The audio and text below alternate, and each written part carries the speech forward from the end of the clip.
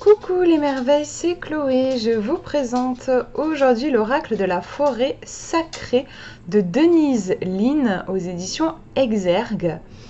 Alors Denise Linn, je l'aime beaucoup. Je trouve en fait que ses jeux sont vachement chouettes pour des débutants. Je conseillerais vraiment ces jeux. Alors si je dis pas de conneries, c'est elle qui a fait le... Je vérifie en même temps. En plus, il y a un avion qui passe. On va le laisser passer. Ouais, c'est elle qui a fait le voyageur sacré. C'est ça, moi que j'adore. Le voyageur sacré, vous pouvez le retrouver sur ma chaîne. Elle a fait aussi les portes des mondes mystiques, qui est chouette. Mais ouais, le voyageur sacré, c'est vraiment mon préféré. Et donc là, je me suis procuré l'oracle de la forêt sacrée. Tout en sachant que je n'adhère vraiment pas aux illustrations. Ça reste... c'est toujours très subjectif, ce genre de truc, mais vraiment, j'ai beaucoup de mal avec les illustrations, à tel point que c'est pour ça que en fait, j'ai mis du temps avant de l'acquérir, bien que j'aime beaucoup Denise Linn. Et franchement, je regrette pas. Parce que même si les illustrations de base ne me plaisent pas, de toute façon, comme je vous dis toujours dans les vidéos, moi je suis pas une collectionneuse de jeux, je prends des jeux pour qu'ils répondent à mes questions, et même si les illustrations, c'est pas mon truc dans ce jeu-là, en fait il répond super bien. Donc moi c'est ce que je lui demande, donc voilà. Mais pour le coup, j'étais plus sensible aux illustrations du voyageur sacré, que j'aime beaucoup. Mais ouais, Denise Linn, en fait, elle est, alors on nous le dit au dos, elle est coach en développement personnel, en fait. Donc elle fait des jeux, il faut le savoir, qui sont quand même, en effet, plus orientés guidance et développement personnel que divinatoire. Donc je crois pas qu'elle ait fait de tarot, pas souvenir qu'elle ait fait un tarot. Peut-être, hein. Mais en tout cas, moi, je connais ses oracles, qui ont quand même, en effet, vraiment une dimension guidance et développement personnel. Mais je sais pas, c'est bien fait, c'est intelligent, je trouve. Enfin, moi, je trouve ces textes résonnent vraiment pour moi. On peut toujours faire un peu de divinatoire, hein. De toute façon, avec tous les jeux, vous pouvez toujours, même avec un jeu qui est fait que pour du divinatoire, vous pouvez faire de la guidance et inversement. Bon, après, faut avoir l'habitude, faut savoir interpréter. Et en tout cas, moi, je le conseillerais pour des débutants parce que, comme il a ce côté, ces jeux ont ce côté guidance, développement personnel, ça fait moins peur que des jeux divinatoires où vous allez avoir des cartes, des fois, ça fait pas plaisir de les recevoir, quoi. Vous voyez ce que je veux dire? Voilà, là, c'est des cartes qui vont vous raconter un petit peu des histoires. En plus, l'oracle de la forêt sacrée, moi, de base, j'étais à fond quand j'avais vu quand la version en anglais était sortie. J'avais adoré Forêt Sacrée, je me dis, ouais, il va y avoir des fées, des lutins et tout, ça va être trop bien. Et puis en fait, les illustrations m'avaient pas parlé parce que c'est fait par ordi en fait. Donc je voulais le résumer. Attendez, on va le lire ensemble. Chacune des 52 cartes, donc il y a pas mal de cartes, ça c'est cool, richement illustrées, est une clé pour ouvrir un portail énergétique vers des royaumes similaires aux légendes du Shambhala tibétain et au brume d'Avalon. La tempête vous invite à embrasser le chaos, la grotte des fougères enchantées vous offre un refuge, l'ours vous encourage à l'ancrage, tandis que l'esprit de la grotte de cristal vous conseille de lâcher prise. Puisez dans les forces naturelles de la nature, connectez-vous à votre sagesse intérieure et vous recevrez des réponses inspirantes pour faire la lumière sur vos questions existentielles ou spirituelles. Il est au prix de 25 €, 24,90 exactement. Donc on va le regarder. Hop, ça s'ouvre comme ça. On nous dit « Partez en quête de la vérité de votre âme dans un royaume sacré ». À l'intérieur, on a les cartes. Hop, on est toujours dans la forêt avec les fougères. On va regarder les cartes dans un deuxième temps. Je vais d'abord vous montrer le livret qui est assez épais. Je vous dis, je trouve qu'à chaque fois, les livrets de cet auteur sont vraiment bien faits. Donc là, vous avez un livret de 147 pages. Donc au début, vous avez un petit mot de l'auteur. Les portails énergétiques d'une dimension supérieure. On vous dit en fait que chaque carte ouvre un portail vers un autre monde. Voilà, des portails énergétiques. Comment utiliser l'oracle de la forêt sacrée? Donc là, c'est vraiment pour les débutants. En plus, on vous explique, voilà, purifier les cartes, dynamiser ses mains, imprégner les cartes d'amour. Même, vous avez les détails aussi pour interpréter les cartes, retourner ou observer la carte, découvrir sa signification. On est bien guidé quand on commence, je trouve. Ensuite, vous avez des méthodes de lecture, donc de tirage, avec un tirage à 5 cartes aussi, après le tirage à 3 cartes. Vous avez le tirage de l'arbre de vie pour cerner les problèmes plus profonds en jeu. Là, c'est un tirage avec un petit peu plus de cartes, je crois qu'il y en a 9. Vous avez le tirage des 4 directions. Je ne l'ai pas fait celui-là, je me dis que je vais le faire après avoir tourné la vidéo. On nous dit, dans ce tirage, chaque direction offre des informations sur un domaine distinct de votre vie en fonction de son énergie propre. Si vous êtes dans l'hémisphère sud, les significations des cartes nord et sud s'inversent. Vous avez les cartes de l'Est.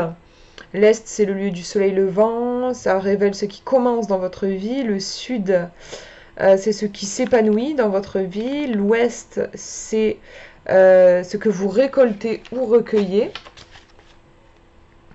Et au nord, on a ce que vous avez besoin de consolider ou d'entretenir. Oui. Vous voyez qu'on est sur des tirages plutôt de guidance, en fait, ça va nous permettre d'avoir un aperçu de notre vie et puis de pouvoir travailler éventuellement sur des blocages ou des énergies plus basses que d'autres. Là, vous avez le tirage de l'année. Donc, pour le coup, là, on est plus dans du divinatoire. On va aller voir quelle est l'énergie de chaque mois. Et vous avez pénétré dans la forêt sacrée grâce à ces rêves. En fait, c'est une petite partie qui vous explique que vous pouvez utiliser les cartes de ce jeu pour travailler sur vos rêves. Quand vous faites des rêves la nuit, vous avez un rêve particulier, vous pouvez utiliser les cartes pour comprendre pourquoi vous avez rêvé de ça cette nuit. Le fait que les cartes en fait soient des portails énergétiques, j'imagine que voilà, ça fait un lien aussi avec l'inconscient et avec les rêves. Et puis après, vous avez les messages des cartes. Alors, les messages des cartes, on ne retrouve pas l'illustration, pour le coup. Donc, on a le titre, l'ours, le mot-clé qui est écrit sur la carte aussi, la guérison. Vous avez un petit texte, et ça, j'aime bien, qui vous raconte un peu une histoire, en fait, comme si vous étiez dans la carte. Là, on nous dit, vous percevez la présence de l'ours avant même de le voir. Lentement, vous vous tournez et plongez dans son regard, tandis qu'une longue lignée de guérisseurs, invisibles mais réels, surgit des frondaisons et vous encercle. Lorsque vous enfoncez la main dans son épaisse fourrure, vous sentez son énergie curative se répandre aussitôt en vous. Ensuite, vous avez la signification de la carte. Mais ça, je trouve que c'est très intéressant au niveau intuitif, pour vraiment se plonger. Vous pouvez lire ça et ensuite faire une sorte de méditation ou fermer les yeux et vous ressentez vraiment ça. C'est très, ça peut être très révélateur. Ça peut être puissant en fait au niveau de l'intuition quand vous vous racontez comme ça des histoires. Les significations, ce que j'apprécie avec Denise, c'est très clair en fait. C'est vraiment, on sait où on va, on comprend tout de suite l'énergie de la carte, c'est bien fait pour les débutants là aussi. Genre là on nous dit, cette carte indique que la guérison se produit à tous les niveaux et peut prendre de nombreuses formes. Soyez prêts à l'accepter, acceptez aussi d'être une force curative pour les autres. Vous l'ignorez peut-être, mais vous diffusez cette énergie puissante. Aussi, si l'on vous remercie, répondez simplement « Je vous en prie », même si vous ignorez comment ce miracle a eu lieu. Dans de nombreuses traditions indigènes, l'esprit de l'ours était censé s'aligner sur les hommes, car à l'instar de l'homme, l'ours peut se tenir debout. Il symbolise le guérisseur, la médecine qualitative, et confère des pouvoirs curatifs à ceux qui en sont dignes. Vous l'êtes. L'énergie de l'esprit de l'ours peut également représenter l'ancrage, la force et la confiance. Il active une base stable qui permet d'affronter tous les défis de la vie. Et après, vous avez en italique la carte qui vous parle. Ici, l'esprit de l'ours dit « Vous êtes un guérisseur et un canal pour la force vitale de l'univers. Vous êtes fort et ancré. La guérison est en cours et ou une situation est en passe d'être résolue. Ayez la foi, tout va merveilleusement bien. » Donc c'est assez court, enfin vous voyez, je le lis assez rapidement, mais on a vraiment toutes les informations. C'est bien fait, je trouve, d'avoir ce côté... petite histoire, ensuite qu'est-ce que vous dit la carte, et puis une sorte d'affirmation en fait, de résumé de la carte. Je trouve que c'est vraiment bien fait. Donc voilà pour le livret. Je mets de côté, on va voir les cartes. Alors les cartes sont assez grandes, c'est ce type d'oracle, un peu comme le voyageur sacré, alors je ne l'ai pas pris. mais je pense qu'on est à peu près sur le même format. Donc c'est des cartes qui sont assez larges, vous voyez, par rapport à mes mains. J'écarte un petit peu pour les attraper. Mais ça permet de bien voir les illustrations. Donc là, on est sur le dos des cartes. Donc on voit qu'on est sur quelque chose d'assez onirique. Les cartes sont mates, contrairement aux voyageurs sacrés qui sont... Je sais qu'elles sont glossy. Voilà, les cartes sont mates. Moi, je trouve de bonne qualité. Il n'y a pas de souci. Enfin, moi, j'ai rien à dire sur la qualité des cartes. On a des tranches qui sont neutres. Ouais, je crois que c'est bon, je vous ai tout dit. On va regarder les illustrations. Donc vous avez le nom de la carte. Et j'aime bien aussi ça dans ce jeu. Les titres, parfois, ont un côté un peu poétique. Et moi, j'adore parce que ça stimule mon imaginaire et ça m'aide aussi à faire des interprétations. Puis vous avez le mot-clé et le numéro de la carte ici. Vous voyez, par exemple, le clair de lune féerique. On a quelque chose d'assez poétique. Presque, ça pourrait être un titre de chapitre dans un roman, je trouve. Voilà, là aussi, le buisson épineux, l'incertitude. Franchement, j'aime bien. L'eau, la manifestation des rêves. Celle-là, je l'adore. Je ne l'ai jamais tirée encore. Je suis trop triste parce que j'adorerais la tirer. Je sais pas, j'aime beaucoup. Alors, comme je vous disais, je suis pas très fan des illustrations, mais il y a des cartes qui passent mieux que d'autres pour moi. Par exemple, celle-ci, je trouve que ça va. Même celle que je vous ai montrée précédemment. Puis il y en a d'autres, j'ai du mal. Voilà. Par exemple, celle-ci, j'ai plus de mal. Je trouve que voilà, il y a un côté un peu fait par... Enfin, clairement même fait par ordi. J'ai du mal avec souvent, en fait, avec les personnages dans ce jeu. La grenouille, le renouveau. La tempête, le chaos. Le leadership avec le cerf. Donc, vous voyez, on a les éléments, hein, l'air, on avait passé l'eau et tout. Vous voyez qu'on est sur quelque chose de clair et de simple, quoi. Quand on débute, même si on n'a jamais touché aux cartes, enfin voilà, on comprend tout de suite le gardien de l'automne, le lâcher prise. C'est limpide, je trouve. Le corbeau, la vérité. Ah, j'aime bien. En fait, c'est un signe. Donc en fait, on se balade un petit peu à travers une forêt enchantée hein, dans ce jeu. Et donc, je l'ai acheté, je sais pas comment dire, pas hyper... Enfin, j'ai hésité, quoi. En gros, j'étais en mode, est-ce que ça... voilà. Parce que j'étais un peu bloquée par les illustrations, donc bon. Puis je l'ai pris, et puis je sais pas, des fois ça m'arrive, je donne pas beaucoup de chance à un jeu en l'ayant acheté, je sais pas, je me dis ouais il va pas être foufou, mais je le prends parce que je reste curieuse en fait et voilà. Et c'est que sur ce jeu, je sais pas pourquoi je partais sur ça. Je trouvais qu'il avait je sais pas, un air vraiment un peu trop simpliste peut-être pour moi. Et puis à un moment, je me sentais très mal. Je faisais une espèce de crise d'angoisse et j'avais ce jeu qui était sur la table juste à côté de moi. J'avais la flemme, comme j'étais vraiment pas bien physiquement, d'aller chercher un autre jeu. Donc je prends celui-là quoi. J'ai brassé les cartes, j'ai fait un tirage, un truc tout simple en 3 cartes. Problème, cause, solution. Bah purée, il m'a étalé le jeu quoi. Enfin, je veux dire, c'était impressionnant de justesse. Et puis j'avais clairement la réponse à ma question quoi. Et je me dis, waouh, mais en fait, il en a dans le ventre, clairement, quoi. Voilà, même si je sais pas pourquoi, des fois, ouais, j'ai un jeu, je me dis, waouh, il va pas être dingue, mais en fait, si. Donc, je fais bien, je me dis, à chaque fois, quand ça m'arrive, ce genre d'expérience, je fais bien m'ouvrir à tous les jeux, même des jeux qui, des fois, m'inspirent pas particulièrement, parce que je peux avoir de bonnes surprises. Et c'est que l'inverse m'arrive aussi des jeux que je suis sûre, je suis en mode ah ça va être extraordinaire, il va être trop fort et tout, et puis en fait l'utilisation, je sais pas pourquoi, mais non, j'arrive pas à le faire parler, ça m'arrive aussi ça.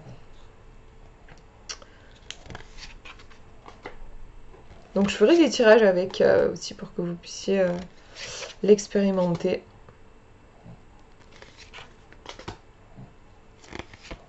À chaque fois que j'ai fait... Parce que du coup, quand j'ai fait ce tirage, j'étais là, waouh, ça m'a réveillé un peu de... Parce que j'étais pas bien d'un coup, et je me dis, waouh, mais il a quelque chose ce jeu. Et puis du coup, j'ai fait d'autres tirages sur d'autres questions. Et ben ouais, chacune des réponses qu'il m'a apportées, ça s'est avéré très juste. J'ai même fait un peu de divinatoire avec. Parce que je suis partie là quelques jours en vacances et je voulais voir l'énergie d'un lieu. J'ai questionné à ce niveau-là. Et c'était dans le 1000, quoi. Parce que du coup, je suis partie, là, je suis revenue. Donc j'ai expérimenté, je l'ai vécu dans ce lieu. Et c'est exactement ce que le jeu m'avait décrit. Donc il répond vraiment très bien. Ah, celle-là, je la trouve superbe, pour le coup. Je la trouve vraiment belle. Magnifique. En plus, c'est la patience, en effet. C'est un message qui me parle aussi.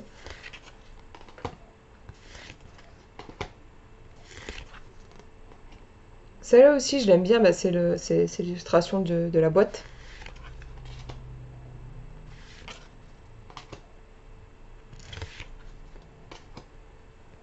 Alors juste, ouais, un petit reproche qu'on pourrait faire au jeu. Enfin, ouais, le truc que j'ai remarqué, c'est que je trouve qu'il y a des thèmes qui se ressemblent. Quand même, je sais pas, je sais plus si je vais réussir à vous retrouver ça, mais en gros, par exemple, sur la protection, sur le thème de la protection, vous avez des cartes, je trouve que c'est pas forcément évident de faire comment dire, de voir la nuance, quoi. Attendez, je vais essayer peut-être de vous montrer quelques exemples. Bon, après, ça, c'est pas un problème, enfin, je vous dis, j'ai fait plein de tirages avec et ça, pas de problème, mais voilà, sur la transformation, par exemple, vous voyez, là, je vous ai repéré 3 cartes. On a la transformation avec le papillon, le changement avec la libellule, la transmutation avec le phénix. Je trouve que ça se ressemble, surtout ces deux-là, en fait. Surtout ces deux-là, c'est pas forcément évident de voir les nuances. Après, oui, on peut voir en gros, c'est des cartes qui parlent de transformation d'entre deux. Peut-être que le phénix, on a le côté. Le phénix, on a cet aspect rougeoyant, pour moi un peu douloureux quand même. Hein, on passe par une phase de combustion avant de renaître. Donc celle-ci, elle se détache plus. Mais c'est faire la différence entre le papillon qui nous parle de transformation et... Alors si, oui, je pense en creusant, on peut trouver bien sûr le papillon qui se transforme. On a vraiment sur la chrysalide qui devient papillon, la chenille qui devient chrysalide, qui devient papillon. On a une transformation même du corps. La libellule, alors je sais pas comment il est décrit dans le livret, mais la libellule pour moi c'est un portail en fait, c'est un entre-deux. Les libellules, elles parlent de voile entre les mondes, de porte entre les mondes, donc on est sur cet aspect qu'on peut rencontrer quand on est dans le changement. Genre on est encore un peu dans notre vie d'avant, mais on arrive sur notre vie future.